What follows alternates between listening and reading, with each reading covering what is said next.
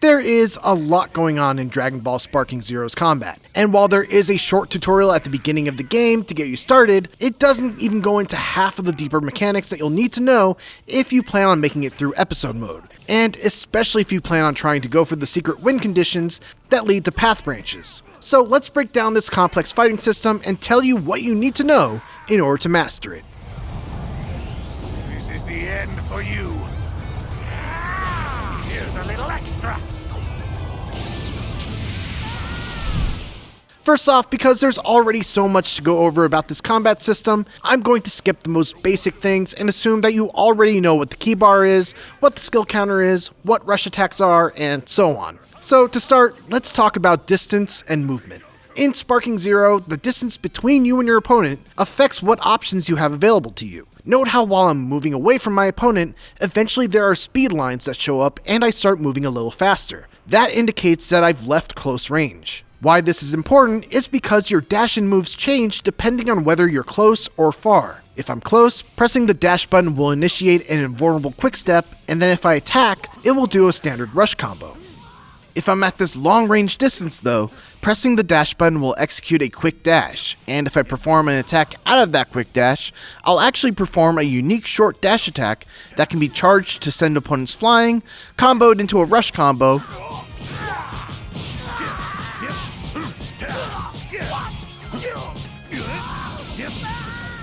or followed up with two special combo strings called Dash Rising and Dash Blow.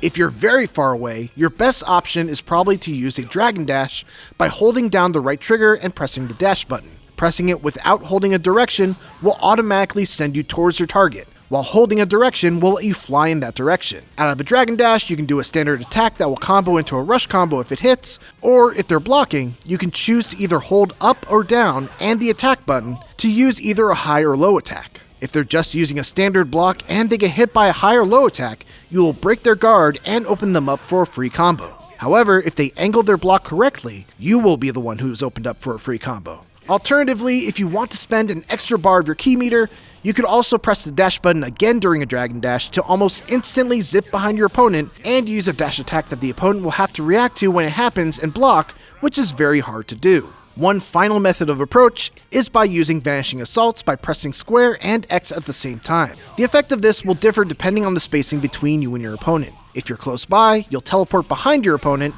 and knock them away, opening them up for a pursuit attack. If you're at mid-range, you'll close the distance by teleporting in front of them with a strike that can open them up for a rush combo. Be aware though that it costs a full bar of meter to use. Basically, there are a lot of ways to approach in Sparking Zero, with each having their own advantages and disadvantages, and keeping things unpredictable is one of the best ways to make sure that your hits land.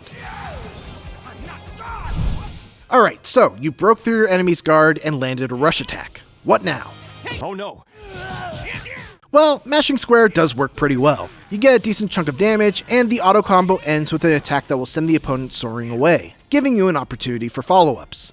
The issues are, A, you're leaving damage on the table, B, you're being predictable, which makes your offense easy to counter, and C, you're not building as much ki as you could be. Instead, work in what are known as rush chains to extend your combos. With Goku, for instance, you can do something like this.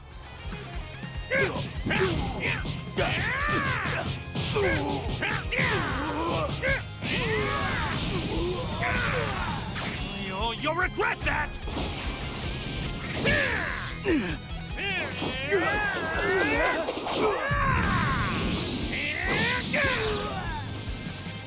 Now, it's worth noting that there are gaps between rush attacks and most rush chains that let the opponent just hold guard while they're getting hit in order to block a rush chain. If you notice that they're doing this though, you can either charge the rush chain and break their guard, or press R1 to quickly move to their side and continue the assault.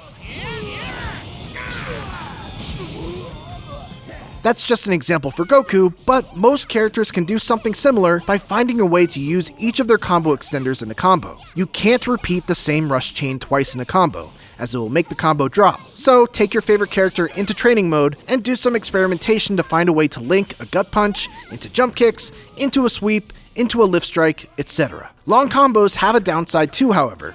They give the opponent more opportunities to counter you. So also take a look at the explanation of controls list for your character, and you can find a couple of shorter, harder to counter combos that can be used after certain rush chains.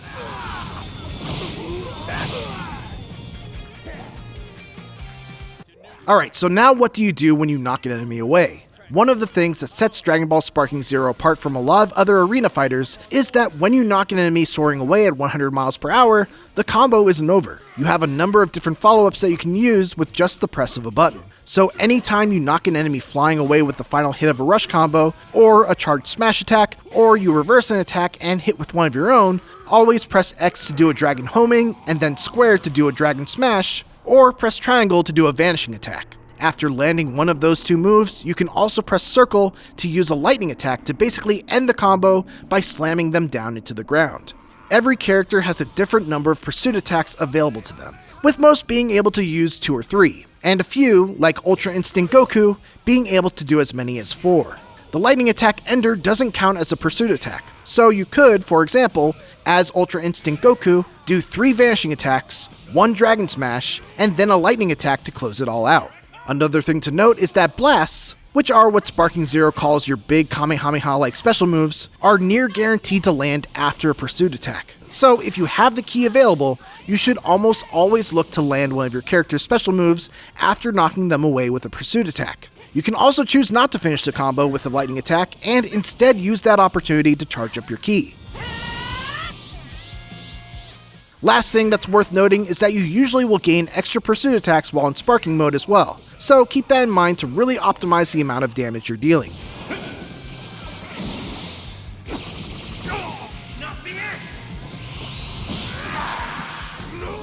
Speaking of sparking mode, you can enter this powered up mode by fully charging your ki past its limit, but only if you have at least 1 point in your skill counter. While in sparking mode, your regular mash square rush combo can go on for much longer before the enemy gets knocked out of it. Using Goku as an example again, his regular rush combo is 5 hits, while in sparking mode, it's 20. The big benefit of sparking mode though is that you gain access to your character's ultimate blast by holding R2 and pressing circle. Ideally, you don't want to spend it right away, as once you do, you'll not only be taken out of sparking mode, but you'll also lose all of your ki as well, regardless of whether the move lands or not. So take your time and try to find a way to combo into your ultimate blast by landing a launching rush combo, a vanishing attack, or a charged up smash attack, which are unblockable in sparking mode by the way. Don't ever feel like you need to use your ultimate blast either.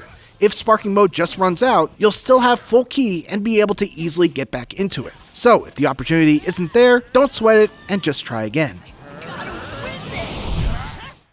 Defense is just as important as offense in Sparking Zero, and there are a ton of different defensive options, each again with their own pros and cons. Let's start with regular guarding. You can guard by holding R1 to negate or at least mitigate virtually every type of damage. There are certain blasts that are unblockable, you can still be thrown, you can't block attacks from the side or behind, and you can't block high or low attacks without calling them out with a high or low guard, but otherwise, blocking is a very safe and solid method of defense that lets you wait out an opponent's offense and look for an opening. Perception is a stance that you can enter by holding circle, and while in this stance, you will counter any rush attacks outright, at the cost of your ki. If you're able to perfectly time Perception to an enemy's attack, you'll do a Sonic Sway, which does some extra damage and also drains the opponent's ki. Note that you can do Perception out of a block, so if you're blocking attacks and they just keep on swinging, you can just switch to a Perception block and get them off of you without putting yourself at any risk.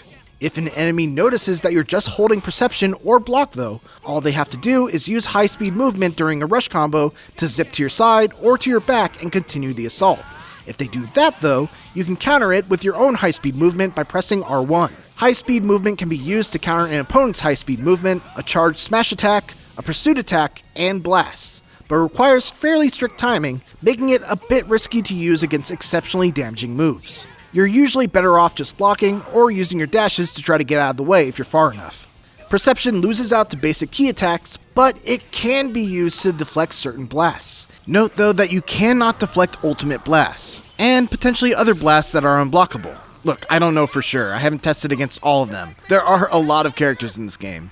You have defensive options even when you're being hit as well. If you press the right stick in as you're getting hit, you'll use a revenge counter, which costs 1 point from your skill counter, but will essentially act as a combo breaker. However, if your opponent predicts that you're going to use a revenge counter, they can use perception and break your counter.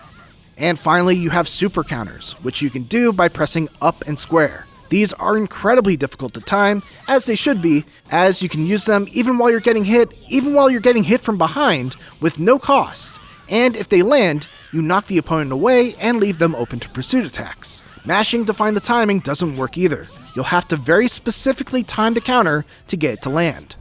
One other very important thing that you need to know about Sparking Zero is how to recover, because if you don't, you'll get hit by blasts that you could have avoided and potentially even punished. If you get knocked away after a certain period of time, you can press R1 to stop yourself and regain control.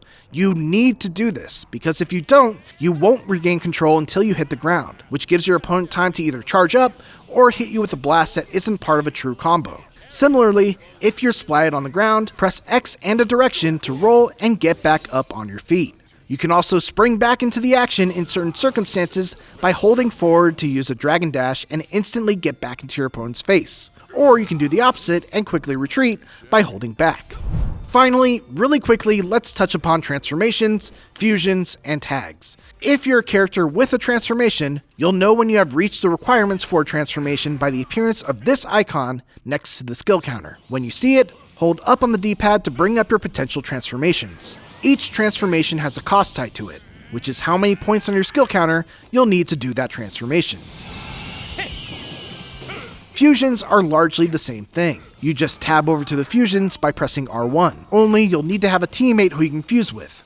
It's important to note that you'll need the correct versions of those characters, so only Vegeta, End, will fuse with Goku, End, to make either Vegito or Gogeta. You can't fuse Saiyan Armor Vegeta with the end of DBZ Goku, for instance. You'll know when you're able to tag when you see this symbol flashing next to your skill counter. To tag out, hold left on the D-pad to bring up the same submenu, and press the face button corresponding to the character you'd like to tag in. You can also use a tag as a pursuit attack by tagging in your teammate after knocking your foe away. And that is everything you need to know about Dragon Ball Sparking Zero's fighting system. I know it's a lot, but hopefully this helps you understand it a little bit better. Thanks for watching, and for more Dragon Ball Sparking Zero, check out our full review. And for everything else, keep it here on IGN.